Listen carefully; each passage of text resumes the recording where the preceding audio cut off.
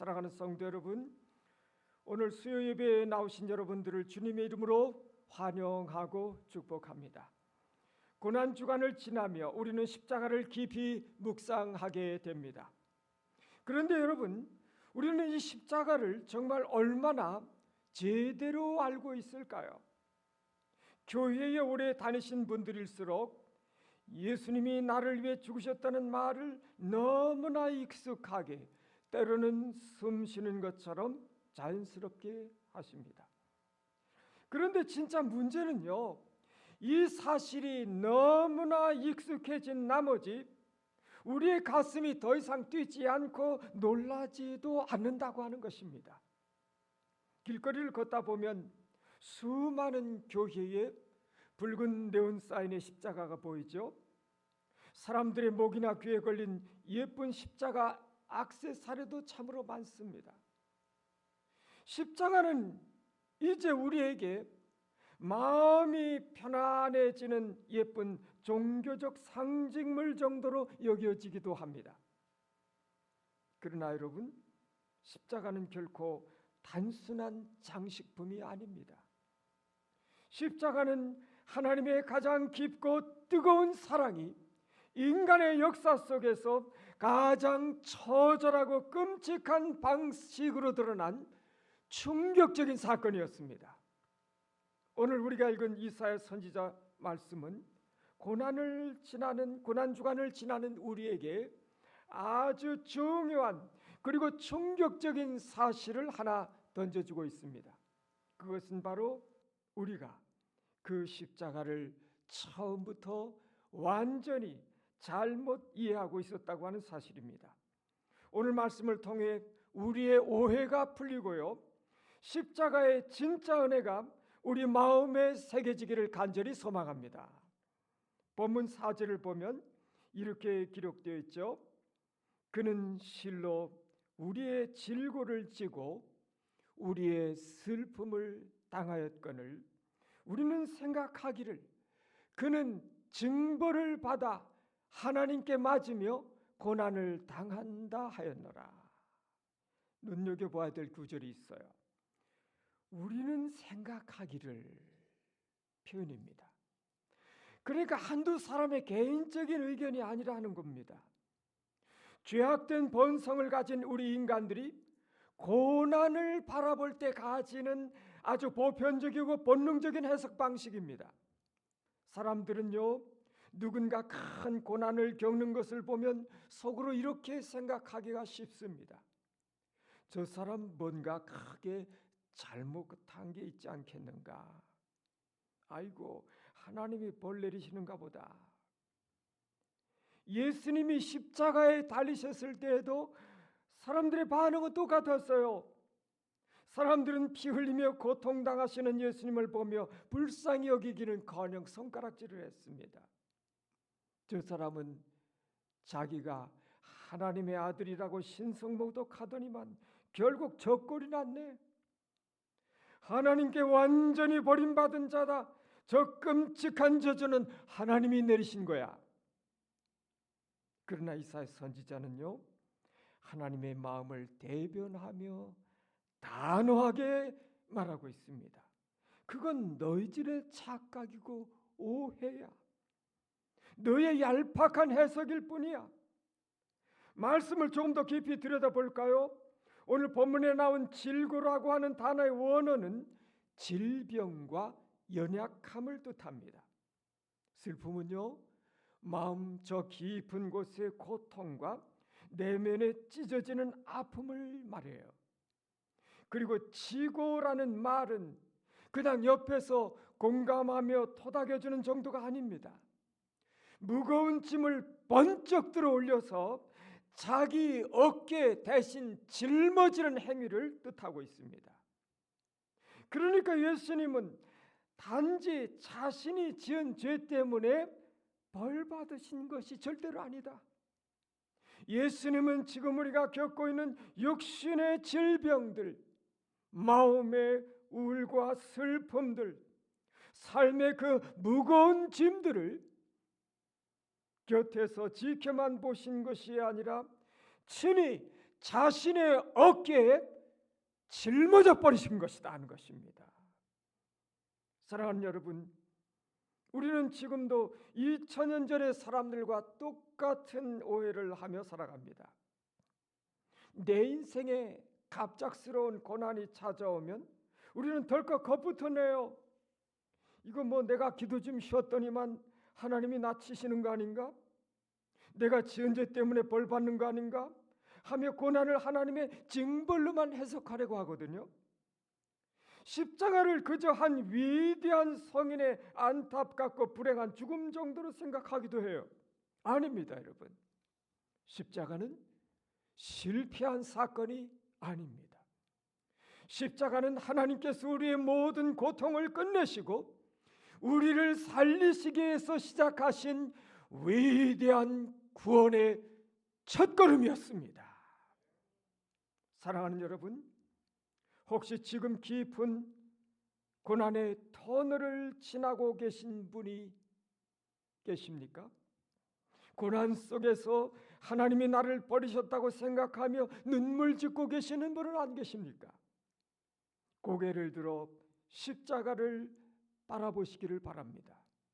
우리 하나님은 고통과 고난의 그 한복판에서도요, 우리를 위해 쉬지 않고 일하시는 분이신 것입니다. 주님은 이미 우리의 그 모든 고통과 아픔을 이미 대신 짊어지셨음을 믿으시기 바랍니다. 이어서 5절 말씀을 보겠습니다. 5절 말씀 다시 한번 같이 합독해 보시겠습니다. 시작. 그가 찔림은 우리의 허물 때문이요 그가 상함은 우리의 죄악 때문이라. 그가 징계를 받음으로 우리는 평화를 누리고 그가 째치게 맞음으로 우리는 나음을 받았도다. 아멘. 반복되는 단어가 있죠. 중요하게. 그 중에 하나는 우리의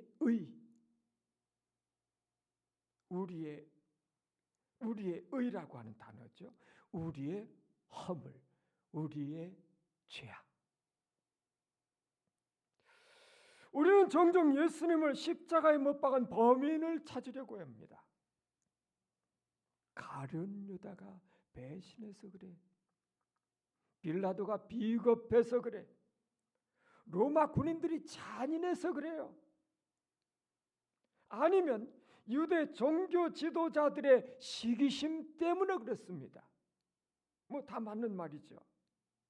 그러나 영적인 진실, 가장 근본적인 원인은 로마도 아니고 유대인도 아닙니다. 예수님을 십자가에 못 박은 진짜 범인은 바로 나 자신입니다. 나의 허물과 나의 죄악이 그분을, 우리 주님을 십자가로 내몰아버린 것입니다.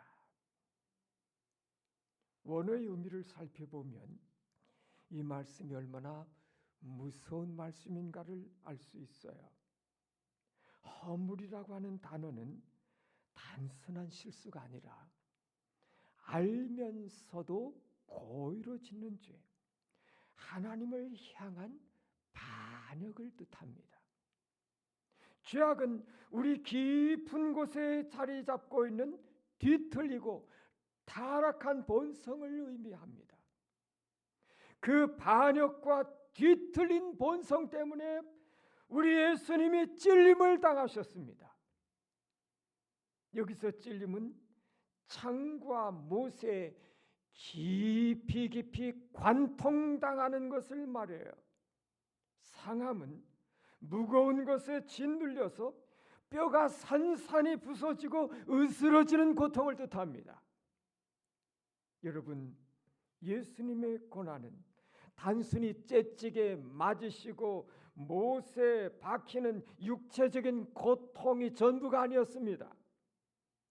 그것은 그 거룩하신 하나님께서 죄덩어리인 우리를 향해서 쏟아 부으셔야 될 그 무서운 진노와 형벌의 심판을 당신의 아들에게 남김없이 쏟아부으신 우주적인 사건이었습니다. 오늘 이 본문은요, 기독교 신앙을 떠받치고 있는 가장 거대한 기둥인 대속, 대신 갚아주시는 것을 말하고 있어요. 그분이, 거룩하신 우리 주님이 우리가 내가 받아야 될 형벌을 대신 받으셨기 때문에 우리는 하나님과 원수되었던 관계를 끝내고 평화를 얻게 되었다 하는 것입니다. 여러분, 이것은 그저 눈물 한 방울 흘리고 끝날 감동적인 이야기가 아닙니다. 이것은 하늘 법정에서 이루어진 완전하고 합법적인 생명의 교환입니다. 이 강력하고 은혜로운 선언을 우리 마음에 한번 새겨보세요. 그분은 십자가에서 철저히 버림받으셨습니다. 그 덕분에 우리는 어떻게 됐습니까? 하나님의 자녀로 영원히 받아들여지게 됐어요. 그분의 버림받으심, 우리의 영적 받아들여진 것.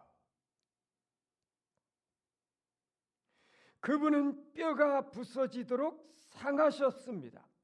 그 덕분에 우리는 어떻게 됐나요? 우리의 병든 영혼과 육신은 치유가 일어나게 되었습니다. 그분은 처참하게 죽으셨어요. 그분의 그 죽으심 덕분에 어떤 일이 일어나게 됐죠? 죽어 마땅한 우리가 다시 살아나게 되었습니다.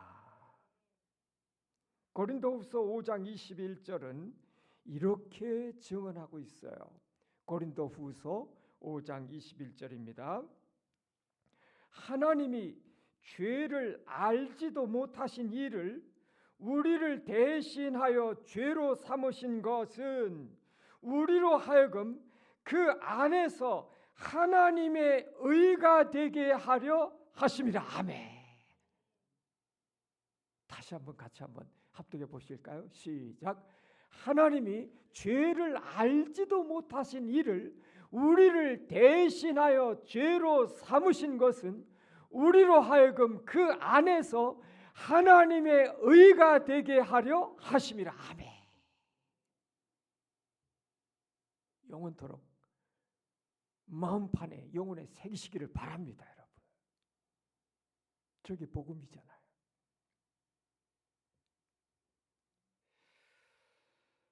여러분, 내가 봉사를 더 많이 하고 착하게 살아야 하면 하나님께서 나를 예뻐하시고 사랑하실 거라고 여전히 생각하십니까? 조건부 사랑에 지쳐 계신 것은 아닙니까?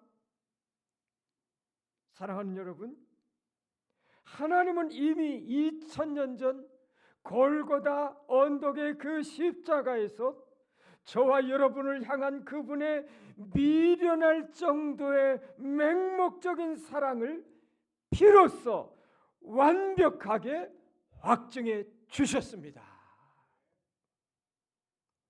마지막으로 6절 말씀입니다. 우리는 다 양 같아서 그릇 행하여 각기 제 길로 갔거늘 여호와께서는 우리 무리의 죄악을 그에게 담당시키셨도다. 여러분, 이 귀절은 우리 인간의 진짜 모습과 그런 우리를 대하시는 하나님의 모습을 선명하게 대조해서 보여주고 있어요. 먼저 인간의 상태를 보실까요? 이 산은 우리를 뭐와 같다고 묘사하고 있나요? 양 같아서, 다 양 같아서, 양 같다고 표현하고 있어요. 양이라고 하면 뭐가 떠올리죠? 하얗고 몽글몽글하고 귀엽고 사랑스러운 동물이죠.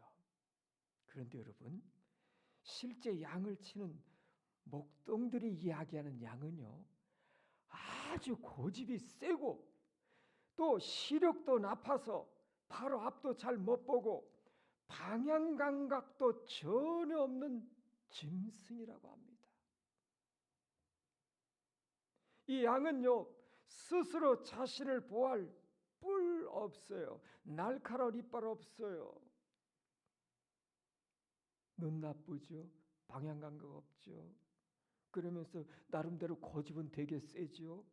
아주 최악의 조건만을 가지고 있잖아요. 그러니까 목자가 없으면 길을 잃어버리고 늑대의 밥이 될 수밖에 없는 아주 연약하고 미련한 존재가 양이라고 하는 거예요. 우리의 인생이 다 그렇다는 것이죠. 그릇 행하여 길을 잃어버렸고 각기 제 갈 길, 하나님의 뜻과는 전혀 상관없이 내 마음대로 내 이익만을 쫓아 자기 중심적인 삶을 살아왔다고 하는 것입니다. 그러니까 여러분, 인간이 겪는 모든 고통과 허무의 뿌리는요, 단순한 도덕적인 실수가 아니다. 창조주이신 목자를 떠나서 방향을 상실해버린 영적인 고아의 상태, 이것이 우리의 진짜 문제다 하는 것입니다. 그런데 이런 우리를 향해 하나님 어떻게 행동하셨다고요? 여호와께서는 우리 무리의 죄악을 그에게 담당시키셨도다. 아멘. 담당시키셨도다. 히브리어로 파가라고 하는 단어예요. 아주 강렬한 뜻이 숨어 있어요. 이것은 어떤 대상에게 강력하게 부딪히게 하다, 떠넘기다, 이런 의미가 있습니다. 무슨 의미일까요?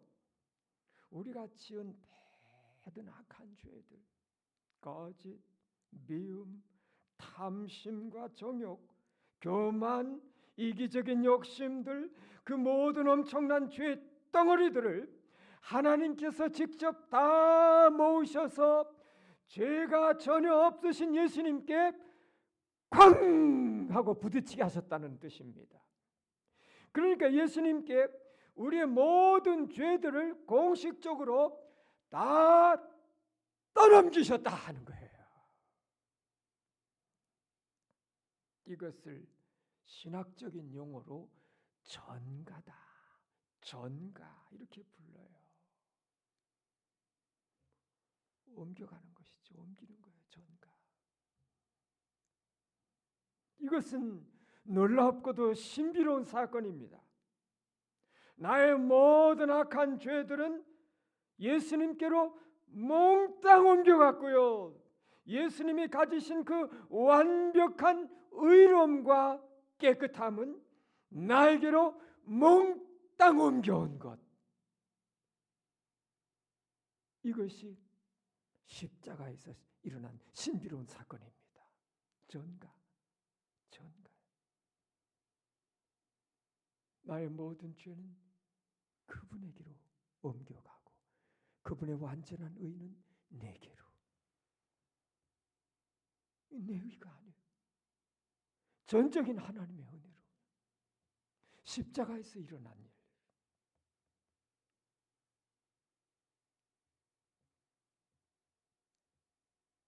사랑하는 여러분, 지금 여러분은 인생의 어느 길을 걸어가고 계십니까?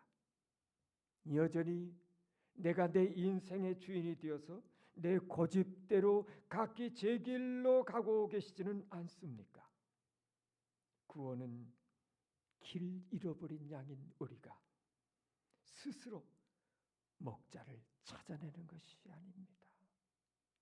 구원은요, 잃어버린 바 된 우리를 위해 하나님께서 친히 찾아오셔서 하나님의 아들에게 모든 짐을 떠넘기시며 대신 이루어내신 위대한 구조 작전인 것입니다. 말씀을 맺습니다. 십자가는 그저 역사의 한 페이지에 기록된 옛날 이야기 아닙니다.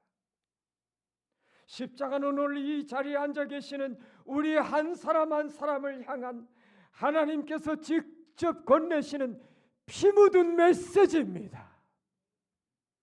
내가 받아야 될 조롱, 내가 받아야 될 그 버림받음, 내가 당해야 될 그 끔찍한 지옥의 형벌을 나의 사랑하는 아들이 대신 다 받았단다.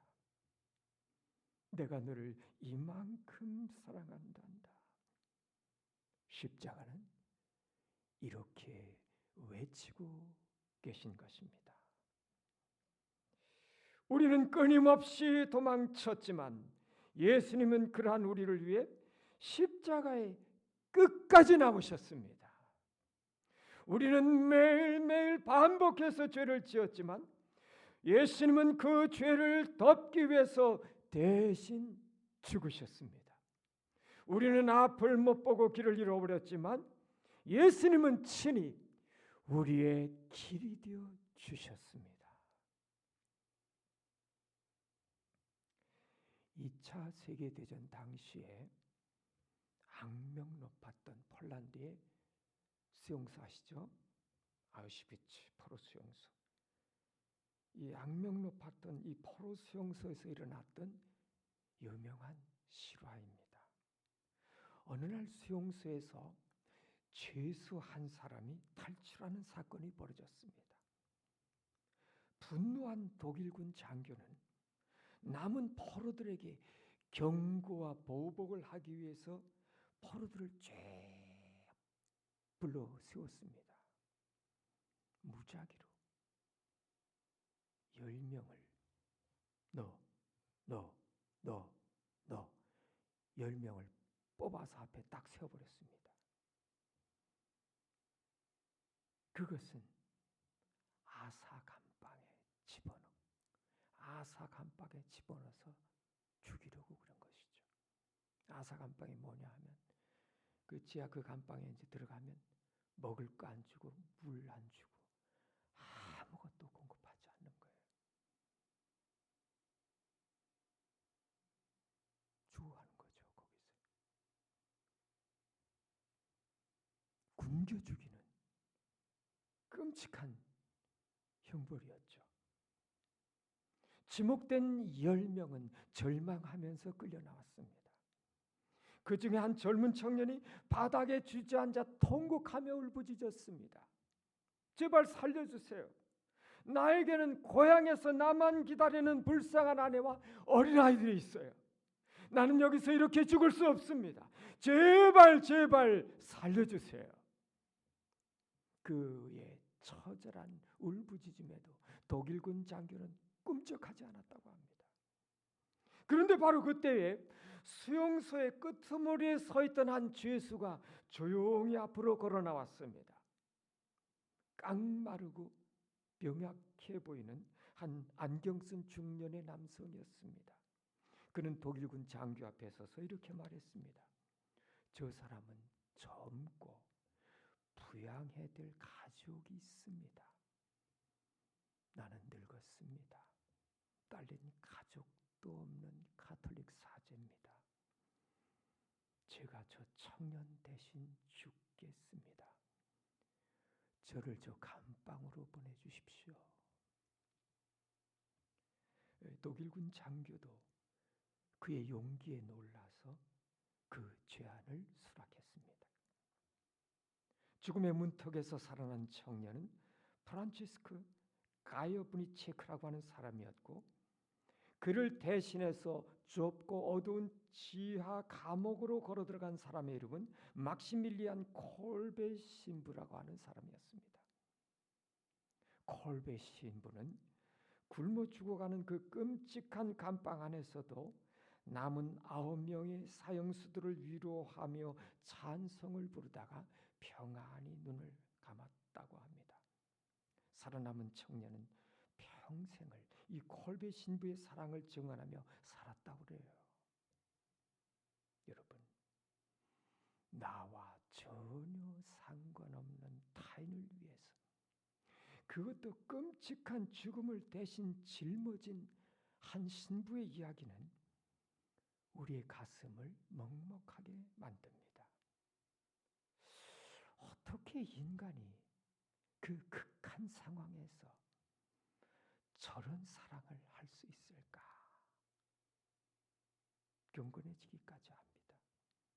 그런데 사랑하는 여러분, 그보다 훨씬 더 크고 더 위대하고 더 말이 안 되는 엄청난 일이 이미 저와 여러분의 인생에 일어나 버렸습니다.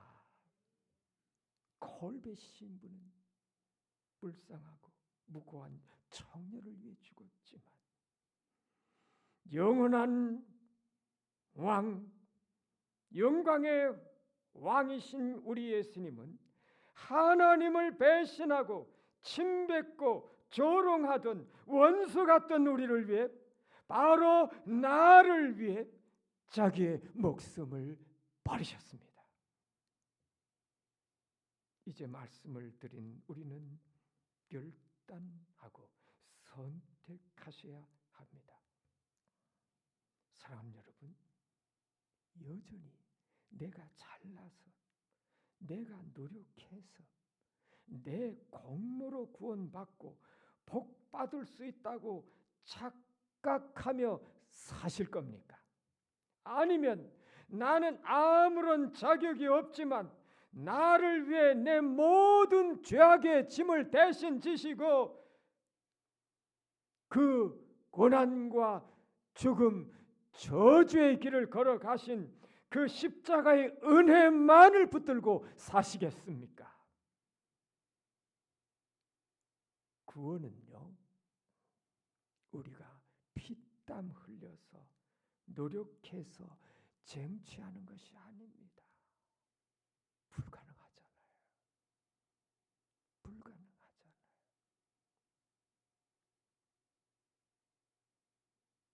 예수님의 십자가 아니면 불가능하잖아요. 인간 구원은 가능하지 않잖아요.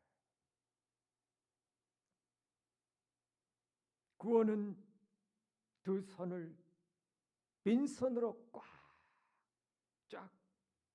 피고요, 하나님이 거저 주시는 그 십자가의 선물을 감사함으로 받아들이는 것입니다. 오직 은혜, 오직 믿음, 오직 그리스도. 구원은 하나님의 전적인 은혜의 선물입니다. 구원은 전적인 하나님의 선물이에요. 그분이 은혜로 주시는 선물입니다. 그렇지 않으면 구원받을 자는 하나도 없어요.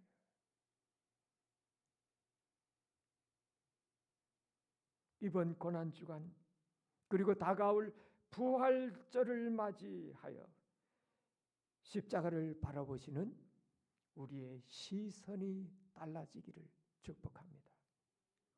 나를 대신해서 찢기시고 나를 대신해서 버림받으신 주님의 그 크신 사랑이 우리의 식어진 가슴을 다시 뜨겁게 불태우기를 간절히 기도합니다.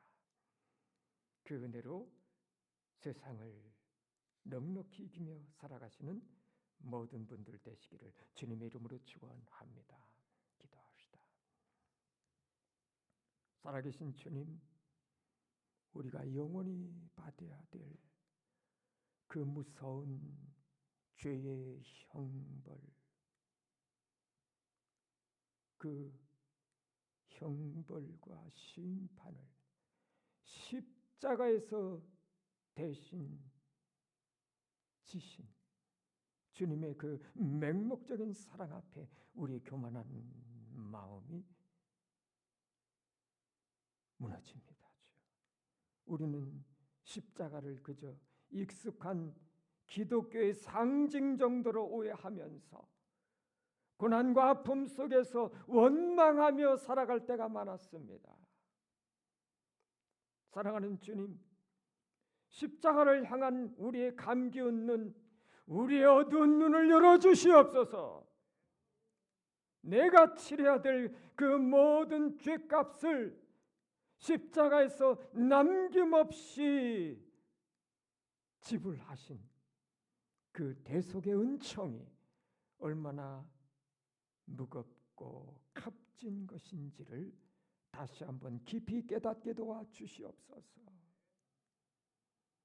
나의 알량한 공로나 노력이 아닌 오직 나를 살리신 주님의 은혜만으로 살아가게 도와 주시옵소서. 길 잃은 양 같은 우리를 버리지 마시고 우리를 버리지 아니하시고 끝까지 찾아와 안아주신 그 십자가의 사랑을 평생토록 사랑하고 자랑하며 붙들고 살아가는 우리가 되게 도와주시옵소서. 예수 그리스도의 이름으로 기도합니다. 아멘.